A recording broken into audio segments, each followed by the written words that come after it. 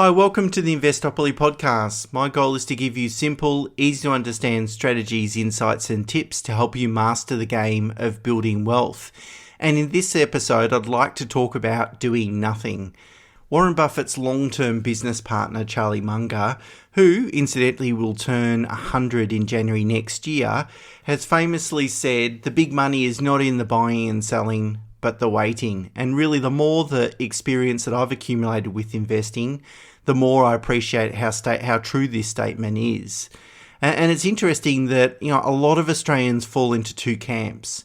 Either they're procrastinating beginning their investment journey, so they're always delaying sort of making investment decisions, or they're in a hurry to build wealth as fast as possible, and arguably are willing to take too high a risk to do so. Really, the aim is to sort of try and achieve a perfect balance between these two extremes. And you obviously must invest as much as necessary to achieve your goals and do that as soon as possible, as soon as it's safe to do so. But once you've done that, once you've made those investments, you've got to have the discipline and patience to let them do their thing. Some things just take time and just can't be rushed. I guess the last couple of years has certainly reminded us that returns are never linear. They're never straight line. In fact, they vary dramatically from year to year, and that's certainly been the case over the last 3 or 4, 5 years, really.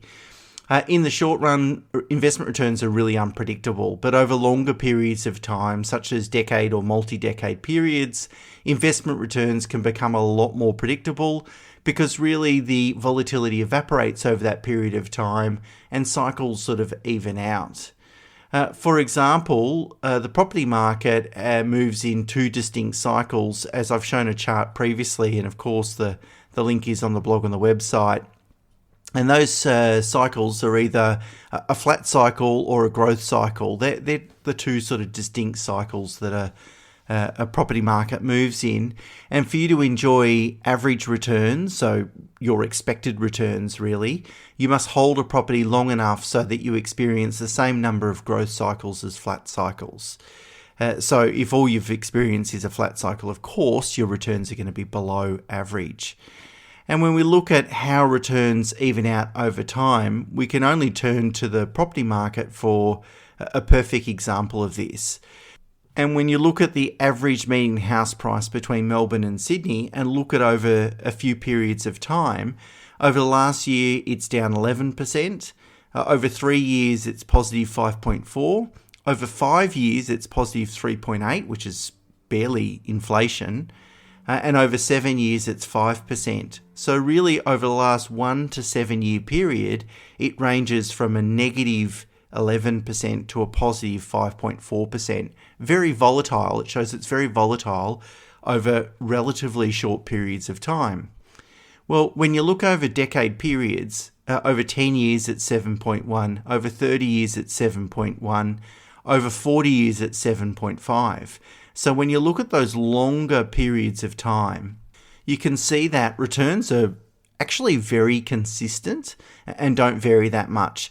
Now, the period of time that I missed talking about was 20 years because I spoke about 10, 30 and 40 years. At 20 years, the average return over that period of time, 5.4%. It's low mainly because Sydney over the last 20 years has experienced 2 flat cycles and only 1 growth cycle. So it's kind of the outlier, if you like. But even then, if you even include that 20-year period, your returns range from a positive 5.4 to a positive 7.5. Again, it's a pretty tight range, but I think when you look at those returns, you're really looking at long-term 7%.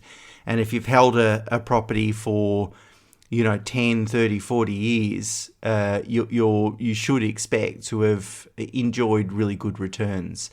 And just as a side note, 5-year return of 3.8% from the property market. It's been a tumultuous sort of 5 years, but it really does show that property prices aren't particularly overcooked by historical standards. The point I'm trying to make is that you've got to have a lot of patience with most investments, but even in particular property. So let me give you a real life example. One of my clients purchased an investment grade property in Ashgrove, Brisbane in 2007, so quite some time ago, for $555,000.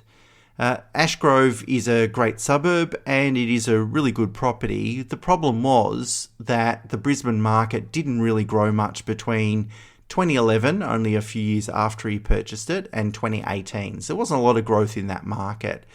Therefore, by 2019, almost 12 years later, the property was only worth $750,000. So it's gone from $550,000 within 12 years to $750,000, and it equates to a compounding annual growth rate of only 2.6%. Naturally, my client was concerned and really wanted to sell the property. Of course, I talked him out of doing that for the very reason of this podcast, that we really need to have patience.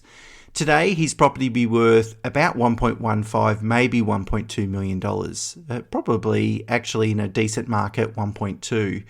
So over the first 12 years, the property only appreciated in value by $195,000. However, over the last 4 years, it's appreciated by $400,000. And I think it's a perfect example of how growth isn't linear, that you're not going to experience the same amount, particularly in dollar terms, of capital growth every year. And in fact, you could have to hold a property for more than a decade, and sometimes a lot more than a decade, to really enjoy those gains. Now, the overall growth of his assets since 2007 is only 4.8%. So it still has underperformed, and that's because of the timing when he bought it, which I'll come back to later, and also the fact that he's had a flat cycle during his ownership period.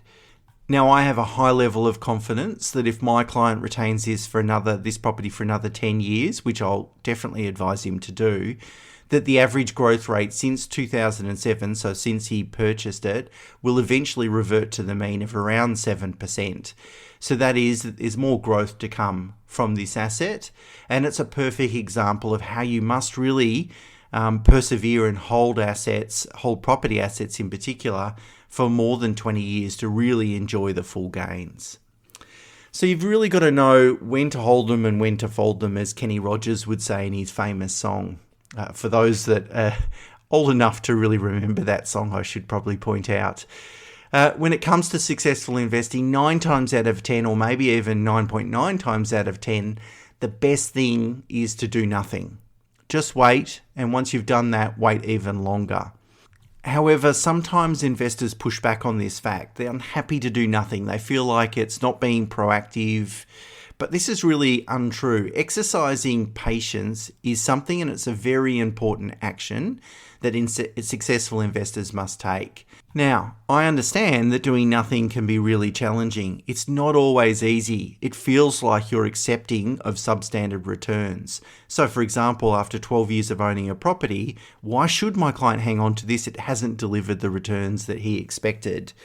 And you worry that if you do nothing, that you won't actually achieve your financial goals. Patience really is a skill, and it's something that needs to be learnt over time.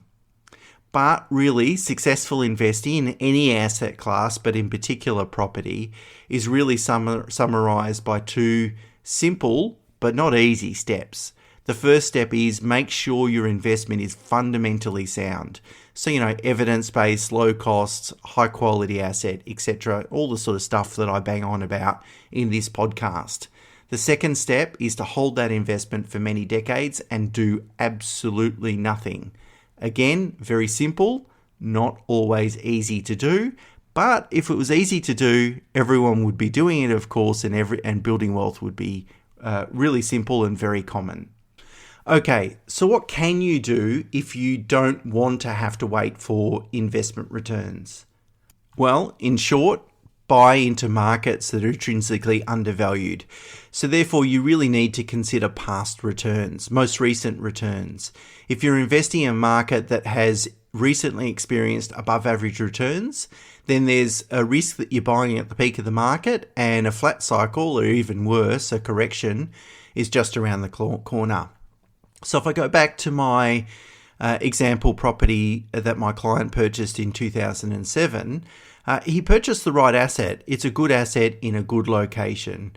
The problem was that in the 6 years leading up to when he purchased in 2007, so between 2001 and 2007, The median house value in Brisbane grew by an average of 15% compounding per annum. So really the problem was a timing issue with my client. No wonder he didn't experience much in the way of returns in that first 12 years because one, he bought just after a growth cycle, and two, he might have ended up buying at the peak of the market. So you have to be careful about these sorts of things. Another real-life current example is the NASDAQ, which is a US tech-centric share market that's traded in New York. It's returned over 22% compounding over the last 10 years. That's a 7.3 times return. Like you invest 100 grand 10 years ago, it's now worth $730,000. So be careful investing in the US tech sector today because surely that market will either experience mean reversion or two, won't deliver 22% compounding returns over the next 10 years, or at least it's highly unlikely. Therefore, to avoid waiting for good investment returns, you should invest in proven markets that have underperformed over the last 5 to 10 years using proven evidence-based methodologies. That is, invest in markets that are intrinsically undervalued, but never ever do that at the cost of compromising the investment's underlying fundamentals. It's not about speculating, it's about investing, and investing is about achieving the highest return for lowest risk. But if you take this approach, you'll most likely benefit from the trend of mean reversion and therefore enjoy above average returns earlier on in your ownership period. Now, does that mean we have to be patient with all investments we hold? Well, no, there's one exception here. If your investment is not fundamentally sound, if it's not of a high quality, no amount of patience will help. No amount of waiting will help an asset like that. I've always said that there's never a bad time to buy a really good quality investment. You should invest in good quality investments when the timing is right for you. You don't really need to worry so much about the market per se, apart from what I've just discussed today. But if that's true, then it's also true that there's really never a bad time to sell a fundamentally unsound investment also. Now, of course, you don't want to give it away. You don't have to fire sell it. You want to be strategic about it. But if you do have a dud investment that has been underperforming that you think is substandard, then you really need to divest of it and move on. You don't need to do it this year and maybe not even next year, but really you should set yourself a period of, say, 2 to 4 years where you can divest of any underperforming investments, try and find the best market to do that in, but you don't want to be hanging on to them for the next 10 years. Patience is only necessary after you've established that your investment is fundamentally sound. Now, let me leave you with a Warren Buffett quote. Warren says that the stock market is a device for transferring money from the impatient to the patient. But I think this statement is true for all asset classes, including property. Invest well and then do nothing for many decades. Simple, but not always easy. Okay, that's it for me for this week. Next week's podcast is all about 2023 financial year superannuation returns and a review of the major industry super funds, which I've got some really interesting and I think insightful information to share. So hopefully you look out for that one. Okay, until next week, bye for now.